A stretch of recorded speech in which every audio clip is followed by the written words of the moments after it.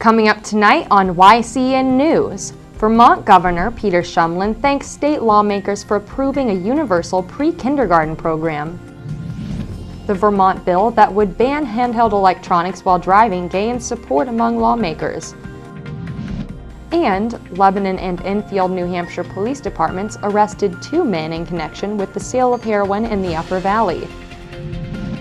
For more news, weather, and sports, it's time for YCN, your local view. Now, your daily digest of the Dartmouth Lake Sunapee region, southern Vermont, and Windsor County. News, sports, weather, and all that is happening in our area. The news on YCN, your local view. Good evening, and welcome to this Tuesday edition of YCN News. I'm Rose Spillman.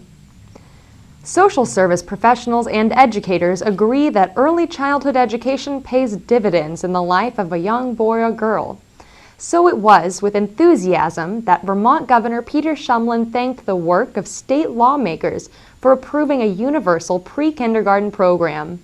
Investing in the state's youngest residents is the smart and right thing to do, says Shumlin. Statewide, preschool programs are offered in many cities and towns.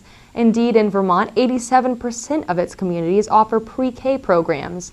Now, no matter where a 3 or 4-year-old lives, he or she will have access to quality, affordable, early childhood education. This will allow every child the chance to begin kindergarten and first grade ready to learn, says Shumlin. In other Vermont legislative news, lawmakers could pass a bill that would ban drivers from using all handheld electronic devices, Vermont Public Radio reports. With May 10th, the end of the state's legislative season, elected representatives are scrambling to pack as much work into the session as possible. It seemed that the ban on handheld cell phones, tablets, or MP3 players was not going to pass. Yet, House lawmakers are taking another look at the proposed legislation this week. The bill is gaining support among law enforcement and the public, says Senate Chairman Dick Mazza. There have been some amendments to the bill along the way. YCN News will follow this story and its outcome. Not since the Marlboro Man could no longer ride across the television screen has a media bill under study in the New Hampshire House drawn so much interest. Only this time it's not cigarette advertising that is in focus, it's alcohol advertising. Alcohol advertising on billboards as motorists and cyclists ride along New Hampshire roads, New Hampshire Public Radio reports. Earlier this legislative season, the state Senate approved the bill that would lift the 25-year-old ban on billboards advertising alcohol. Now it's the House's turn to debate the issue. An organization that might not be expected to favor keeping the ban in place is doing just that. The Beer Distributors of New Hampshire, through its executive director Scott Shayer, says larger liquor companies could spend more money on outdoor advertising. This would bring retail traffic away from smaller stores, says Shayer. And billboards enticing people to drink could hurt the state's image, he says. New Hampshire lawmakers may discuss the bill this week. Already, by an 8-7 vote by members of the Commerce and Consumer Affairs Committee, passage of the bill is not recommended. At Char Cloth, we sell, install, tune, and repair home heating and cooling systems and deliver your fuel oil. But there's more to our operation than you see when we visit your home. Come visit ours and see the upgraded, expanded, and environmentally friendly fuel storage facility adjacent to our 24-hour-a-day credit card gas service. And from 6 a.m. to 10 p.m., a self-service automatic touchless car wash. Char Cloth and Kearsarge Heating Oils. Over 65 years of local ownership and dependable service. Welcome back to YCN News. I'm Rose Spillman. Mother's Day is next Sunday, a day that people may want to begin thinking of the best gift to buy. You can never go wrong with chocolate. Upper Valley entrepreneur and owner of My Brigadier Chocolates, Anna Paula Alexandra Skew, is speaking with YCN News about some options. I always wanted to make something special here in the area. So what we did is we brought the idea of the Brigadier, which is a very simple mixture, and we transform in a more sophisticated flavor. We use products from the area. Out of the one mixture of the chocolate, we created 36 flavors. So the truffles are very special to me because we grew up making those kind of chocolates. And for my kids' birthdays, we always do that. And I believe that they're becoming very popular because they're very unique and healthy conscious too. Brigadier is originally from Rio, Brazil, where I'm from. And we as kids, we grow up, every kid knows how to make a pot of Brigadeiro. So what I did is I transformed a simple recipe in a little more sophisticated and health conscious. I wanted to make something special to honor my country and to also to honor the area where I live. So a friend of mine, 2 years ago, I was making this chocolates, just the basic flavor, for my 8-year-old son, and she said to me, you know, these are so amazing. You should really consider making this as a business. And I say, oh no, Americans, they would not like this kind of truffles. But they did. And so 2 years later, now we have 36 flavors. We ship to all 50 states. I wanted to make something that I will feel good about it, that my kids will eat it, and that people will feel good about it. So these chocolates, they're handcrafted. They have no preservatives. They are freshly made.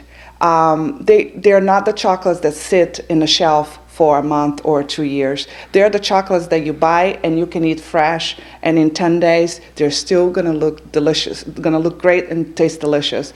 I was just experimenting in the kitchen until I found this perfect mixture, and I said, this is it. It started with one flavor, the dark, the noir, and out of that, I created all the other flavors. So this chocolate's very special to me because it's a transformation of a simple Brigadeiro to a more luscious, exclusive chocolate. The Claremont Business Alliance is planning new ways to vitalize the city's downtown. Monday night, Assistant Mayor Vic Bergeron and City Councilor Nick Koloski were guest visitors. A wide range of topics were brought up in discussion of how the small business owners could contribute to the image and community of the city. Jesse DeMars, owner of the Java Cup, mentioned that he learned the city is working on a new design and criteria for business signs. He also brought up discussion on what age group or demographic the stores are catering to. Marty Davis, an active member of the city's community, voiced that the stores and the city want to cater to all people of all interests. The group agreed that their interest is to meet the needs of everyone, from out-of-towners to natives to young college students. During the meeting, Bergeron asked if the group had any concerns or comments in regards to the city's upkeeping and appearance. Lori Wallace, owner of Kitten Caboodle, and David Lucier, owner of Claremont Spice and Dry Goods, noted that snow removal this past winter was not ideal. The group agreed, some adding that the large piles of snow made it hard for customers to get around in the downtown area. Bergeron advised the Alliance members to attend the City Council meeting to be held tonight, Tuesday, May 6th, where they can voice their concerns before any major decisions are made. As the Alliance meeting came to a close, it was decided that 2 or more members of the Alliance would agree to attend the Council meeting to be held in Council chambers of City Hall.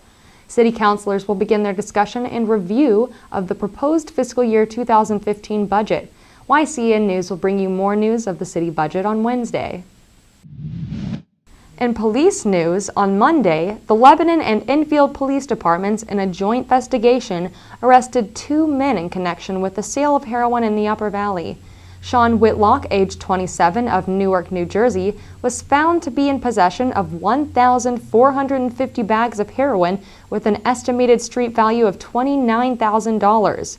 Whitlock was charged by police with intent to distribute controlled drugs, a Class A felony. Whitlock is also being charged as a fugitive from justice on an outstanding warrant from Newark, New Jersey. He was being held at Grafton County House of Corrections pending his arraignment today. Brandon Lemire, age 32, of Lebanon, New Hampshire, was arrested for conspiracy to distribute controlled drugs. Lemire also was charged by police with intent with conspiracy to distribute controlled drugs, a Class A felony. He was being held at the Grafton County House of Corrections on $10,000 cash bail pending his arraignment today. You know how special the Kearsarge Lake Sunapee area is, but do you know how to experience it? Kearsarge Magazine does, and it's your guide to this hidden gem. Whether it's an annual event, a new locally owned business, or a scenic hike, Kearsarge Magazine offers award-winning local coverage of central New Hampshire. Available in retail stores or by subscription. Find out more at KearsargeMagazine.com and rediscover your hometown with our family of publications. Welcome back to YCN News. I'm Rose Spillman. Now Matt McDonald will have a look at our weather for the next 3 days and then move on to high school sports. Thanks, Rose. Tonight we'll have mostly clear skies with temperatures reaching down to 35 degrees. Northwest winds will be around 5 miles per hour. Tomorrow afternoon will be sunny with a high of 65 degrees and winds ranging between 5 and 10 miles per hour. Wednesday evening will be partly cloudy with lows in the 30s and winds around 5 miles per hour. Thursday will be mostly sunny during the day with highs in the upper 60s. Winds will be calm around 5 miles per hour. Thursday night will have a 30% chance of rain with lows around 45 degrees. Here's a glimpse of the weather from our northeastern and national radar maps.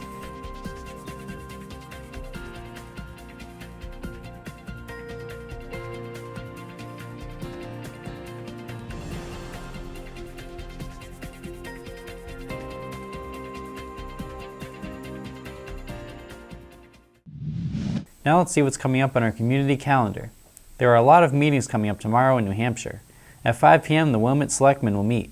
At 6 p.m. the Danbury and Newbury Selectmen will hold their meetings. At 7 p.m. Lebanon will hold its City Council meeting. In Vermont, the Chester Board of Selectmen will meet at 7 p.m. Remember, you can submit local events from your community by sending them to news@ycnnow.com. And now turning to high school sports, there were 2 games yesterday with Sunapee and Newport competing. In baseball, the 2 rivals clashed. Sunapee managed to make 2 runs, defeating Newport 2-0. Newport's record drops to 2 wins and 3 losses. However, the team is set to continue play against Stevens High School on Wednesday with a doubleheader. The first game begins at 3 p.m. in Newport. The second game is set for 6:30 p.m. in Claremont. The Sunapee and Newport baseball teams were not the only competitors yesterday. The Sunapee and Newport girls competed in softball. Sunapee made another victory for the night with 4 runs to Newport's 2 runs. The 2 teams are competing simultaneously with the baseball teams against Stevens High School. The times and locations are the same as the baseball teams, 3 p.m. in Newport and 6 p.m. in Claremont. These games are spread out in location, so be sure to check out one of them. We don't want to forget yesterday's Lebanon baseball game. The Lebanon Raiders won 3-2 against Windham. In girls lacrosse, the Lebanon Raiders won again against Plymouth, with the final score being 16-9.